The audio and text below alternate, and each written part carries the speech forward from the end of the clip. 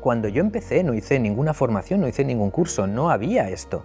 Aprendí haciendo las cosas. Ahora sí, ahora es diferente, hay formaciones de mucha calidad, nosotros mismos damos formaciones.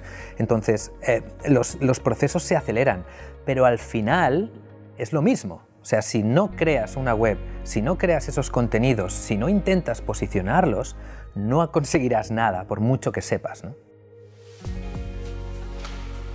Durante la época de Facebook y Mark Zuckerberg me entró las ganas yo también de crear una startup, siempre había querido tener mi propio negocio y bueno, creé una startup que fracasó totalmente. Evidentemente yo no tenía ningún tipo de formación, yo no sabía nada pero me creí el sueño, ¿no? De que si quieres mucho algo va a ocurrir.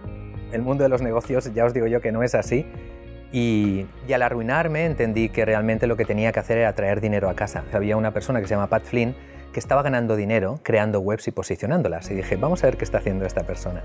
Entonces hice ingeniería inversa de lo que él tenía montado ahí en Estados Unidos y empecé a crear webs. La primera web era en inglés y era virtualcounselor.net. Pero además de esta, es que no fue una, creé 5 webs. Empecé ya en plan, venga, vamos, en vez de una voy a hacer 5. Todo lo que yo veía que podía dar dinero potencialmente, yo creaba una web. Yo el primer mes, ya te he dicho, creé 5 webs sin saber de nada, ¿vale? Espabilándome yo, y gané €1. Un mes de trabajo por €1. Hay mucha gente que eso no lo acepta. ¿Sabes lo que gané el segundo mes? Menos. Menos aún. ¿Sabes lo que acabé ganando al primer año? Pasados 12 meses, ya estaba en un sueldo de 1.800 euros. El segundo año estaba en un sueldo de 7.200 euros, creo recordar. Y el tercero ya estaba en 18.000 y pico euros. Claro, lo que pasa es que mucha gente al principio se desanima, porque dices, yo le metía 16 horas diarias para ganar €1, ¿no? Entonces, claro, dices, vaya negocio, ¿no? Pero no, el negocio está ahí. Al final, la gente cuando quiere algo, ¿qué es lo que hace? Lo busca en Google, ¿no? O lo busca en YouTube. Pues tienes que entender que la gente está buscando cosas y tú se las provees, y a partir de aquí, cuando la gente visita tu web, lo más sencillo es monetizar eso. Lo difícil es conseguir que la gente entre en tu web. Pero si trabajas y lo haces bien y haces SEO, como se tiene que hacer, al final se consigue.